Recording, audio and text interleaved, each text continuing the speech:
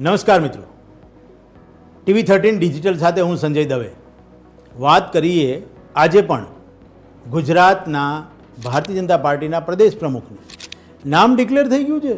ના ના ના, હું નથી કહેતો, ચર્ચાઓ છે. ચર્ચાઓ તો ચાલે જ. રાજનીતિમાં ચર્ચાઓ જે હોય એ રાજનીતિનો ખોરાક છે. ચર્ચાઓ હોય તો જ રાજનીતિ મજબૂત બનતી જાય. આપણે વાત કરીએ છીએ ભારતીય જનતા પાર્ટીના પ્રદેશ પ્રમુખની. નામ તો અનેક ચર્ચાય છે, માધ્યમોમાં અનેક નામોની ચર્ચા પણ થાય છે. જેના જેના નામ ચર્ચાય છે લોકો તેને અભિનંદન પણ આપે છે.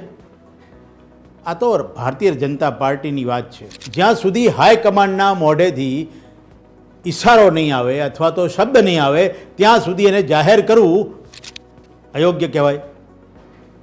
એક વાત જે છે એ હું અહીંયા કહીશ, નામ તો જાહેર આપણે નહીં કરીએ, પણ જે રીતે ભારતીય જનતા પાર્ટીએ અલગ અલગ મોટા શહેરોને, અલગ અલગ વિસ્તારને જેવી રીતે પ્રાધાન્ય આપ્યું છે, જીતુભાઈ વાઘાણીનું નામ હોય તો ભાવનગર એટલે કે સૌરાષ્ટ્ર, જેવી રીતે વિજયભાઈ રૂપાણી એટલે રાજકોટ અને CR પાટીલ એટલે દક્ષિણ, ત્રણ જગ્યાએથી જે રીતે પ્રાધાન્ય આપવામાં આવ્યું છે, મહત્વ આપવામાં આવ્યું છે અને જવાબદારી આપવામાં આવી છે, હવે એવું કહી શકાય કે હવે અમદાવાદનો વારો.